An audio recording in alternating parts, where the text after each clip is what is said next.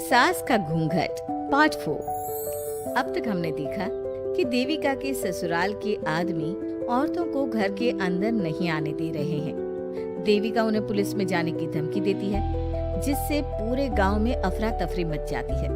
तभी गांव का एक आदमी सरपंच को बुलाकर ले आता है। सरपंच उनके घर के बाहर का नजारा देखकर कहते हैं, जोगिंदर जी, ये आपके घर की औरतों ने कैसा हंगामा मचा रखा है। आपका घर तो संस्कारों की मिसाल था, लेकिन ये मैं क्या देख रहा हूँ, आपके घर की किसी औरत ने घूंघट नहीं कर रखा। सरपंच जी, हमारे घर की औरतों को इस देविका ने बहकाया है।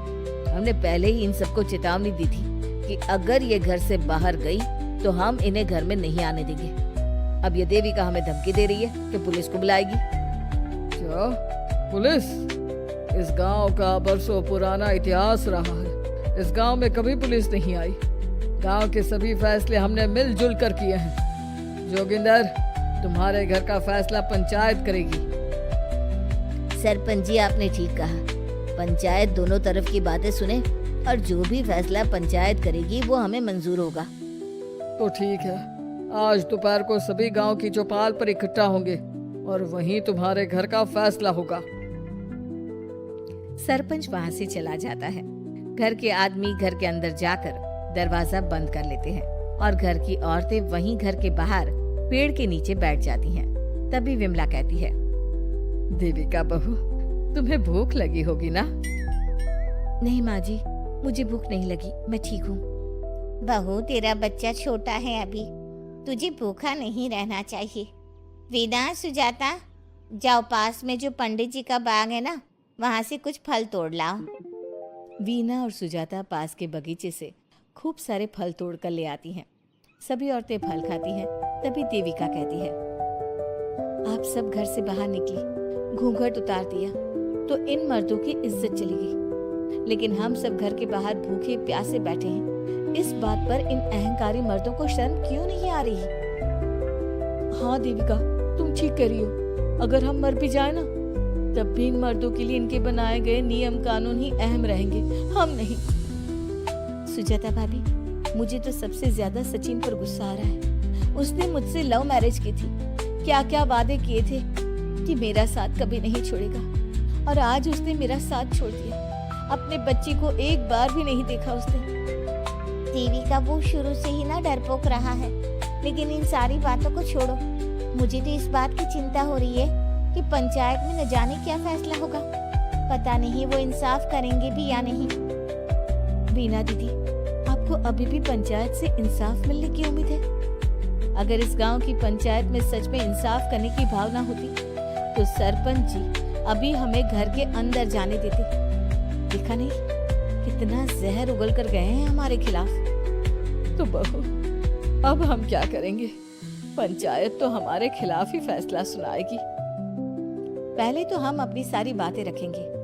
अगर ये लोग नहीं माने तो आपको वही करना होगा जो मैं कहूंगी। लेकिन एक बात आप याद रखना, किसी भी सूरत में हम झुकेंगे नहीं, क्योंकि हम सही हैं। देविका सभी औरतों को समझा रही थी। तभी वहाँ एक गांव वाला आता है। आप सभी को पंचायत में बुलाया है। उस गांव वाले की बात सुनकर सभी औरतें पंचायत में पहुंचती हैं। वो देखती हैं कि उस पंचायत में सारा गांव इकट्ठा हो गया है। बहुत सारी औरतें लंबे लंबे घूंघट करके वहां आई हुई हैं। तभी पंचायत की कार्यवाही शुरू की गई और घर के आदमियों से पूछा गया कि वो घर की औरतों को घर में क्यों नहीं रखना चाहते। हमारे घर की औरतें ना तो घूंघट उतारती हैं और ना ही किसी डॉक्टर से इलाज करवाती है, और हमारे मना करने के बाद भी इन सब ने घर से बाहर कदम रखा, हमसे ऊंची आवाज में बात की। हमने इन सबको चेतावनी भी दी, लेकिन इन्होंने हमारी बात नहीं सुनी। अब यह सभी औरतें हमारे घर में नहीं रह सकती। अब औरतें अपना पक्ष रखें। ये कानून की किस किताब में लिखा है कि औरतों को घूंघट करना चाहिए? और अगर मेरे ससुराल की औरतें मुझे डॉक्टर के पास ना लेकर जाती तो ना मेरा बच्चा जिंदा बचता और ना ही मैं। लेकिन दाई अम्मा से हम इलाज करवा रहे थे ना। दाई अम्मा को कुछ समझ में नहीं आ रहा था। देविका का इलाज दाई अम्मा के बस की बात नहीं थी।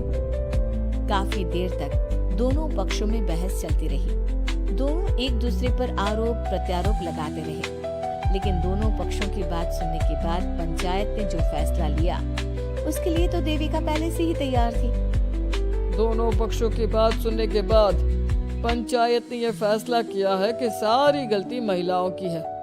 अगर वो अपने अपने पतियों से माफी मांग लेती है और वादा करती है कि भविष्य में कभी ऐसी गलती नहीं दोहराएंगी, तो वो घर के अंदर प्रवेश कर सकती हैं। हमें पंचायत का फैसला मंजूर नहीं है। हमने कोई गलती नहीं की जो हम माफी मांगे। और किस बात का वादा करें हम? हमने देविका की जान बचाई है, तो आप हमसे भविष्य में किसी की जान न बचाने का वादा ले रहे हैं क्या? अगर तुम्हें पंचायत का फैसला मंजूर नहीं है तो तुम सबको घर में नहीं पुरानी हवेली में रहना होगा, जो अब खंडहर बन चुकी है। ये खंडहर तुम्हारे घर के सामने ही है। सरपंच जी, आपका फैसला सही नहीं है। एक बार और सोच लीजिए इस फैसले के बारे में। ओ शहर की छोरी, 4 किताबें क्या पढ़ ली, हमें सही गलत का पाठ पढ़ाएगी? तुझे पता नहीं कि पंचायत का फैसला यहाँ सदियों से चलता आया है और लोग उसी को मानते आए हैं। अच्छी तरह जानती हूँ सरपंच जी, अगर मैं चाहूँ तो आपके इस फैसले को कोर्ट की चौखट तक ले जा सकती हूँ। पुलिस को बुलाकर अभी घर के अंदर जा सकती हूँ। पंचायत और घर के आदमियों की शिकायत पुलिस में कर सकती हूँ और अपने बच्चे को उसका हक दिलवा सकती हूँ। लेकिन नहीं, मैं ऐसा नहीं करूँगी। मैं उसी खंडहर में रहूंगी और इस गांव के आदमियों को दिखा दूंगी कि औरत खंडहर को भी महल बना सकती है, और वो भी बिना किसी आदमी की मदद के।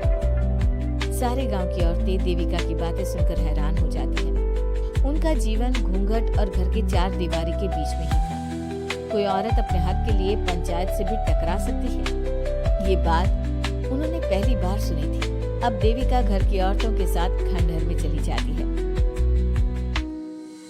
माँ जी, ये खंडहर तो काफी पुराना है। भाभी, खंडहर पुराने ही होते हैं। मुझे तो डरावना भी लग रहा है। मैं डर की वजह से कभी इस खंडहर के आसपास भी नहीं आई, लेकिन मुझे क्या पता था कि एक दिन इसी में रहना पड़ेगा। ये तो टूटा फूटा भी बड़ा है। माँ जी, एक काम करते हैं, ये खंडहर तो काफी बड़ा है, इसलिए एक हिस्से की साफ सफाई करके उसे ही रहने लायक बना देते हैं। बाद में धीरे धीरे पूरा खंडहर ठीक कर लेंगे। हाँ बहू, तुम ठीक कह रही हो। विमला भाभी और मैं इस खंडहर के टूटे हुए हिस्सों पर मिट्टी और ईंटें लगा देते हैं। सुजाता और विना, तुम साफ सफाई कर लो। सभी औरतें मिलकर खंडहर के एक हिस्से को सुधारना शुरू कर देती है और काफी देर तक मेहनत करने के बाद वो उस हिस्से को काफी हद तक अच्छा कर लेती है। और इसी तरह रात हो जाती है। सभी औरतें बैठकर बात करती है। माँ, हमने इस खंडहर को घर तो बना दिया है, लेकिन ये घर चलेगा कैसे? हाँ माँ जी, मैं भी यही सोच रही हूँ। और हम सब तो बड़े हैं, गर्मी सर्दी भूख कुछ भी आसानी से बर्दाश्त कर सकते हैं, लेकिन देविका का बेटा बहुत छोटा है, उसे तो हमें अच्छी तरह से पालना होगा ना। मैं भी यही सोच रही हूँ कि आगे हमें क्या करना चाहिए। कम्मू और मैं मिलकर मिट्टी का चूल्हा और मिट्टी के बर्तन बना देते हैं। कुछ दिन के लिए खाने का इंतजाम भी हो जाएगा, क्योंकि यहाँ पर खेत और बाग बगीचे आसपास ही हैं, कहीं से कुछ भी ले सकते हैं। पहले आप मुझे ये बताइए कि आप सब लोगों को आता क्या है, मतलब कोई ऐसा काम जिसका आपको शौक हो, जो आपने बचपन से किया हो। बहू, तेरी दिमाग में चल क्या रहा है? माँ जी, बहुत कुछ चल रहा है, बस अब हमारा सारा ध्यान इस बात पर होना चाहिए कि हम अपने लिए अच्छे से अच्छा क्या काम कर सकते हैं। आप सब हिम्मत से और समझदारी से काम लो, फिर देखना हम इस खंडहर को भी महल बना देंगे। इसके लिए सबसे पहले हमें आत्मनिर्भर बनना होगा।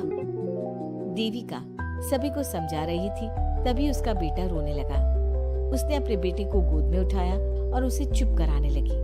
अब देविका के सामने सबसे बड़ी चुनौती थी कि वो किस तरह से ससुराल की औरतों को आत्मनिर्भर बनाए और किस तरह से अपना घर चलाए। हमारे प्यारे दर्शकों, अब आप बताइए, देविका और घर की सभी औरतों ने अपने पतियों से माफी ना मांगकर सही किया या गलत? क्या उनका खंडहर में रहने का फैसला सही था? अब देविका को क्या कदम उठाना चाहिए, हमें कमेंट में जरूर बताना। हमारी कहानी को लाइक, शेयर और चैनल को सब्सक्राइब करना मत भूलना।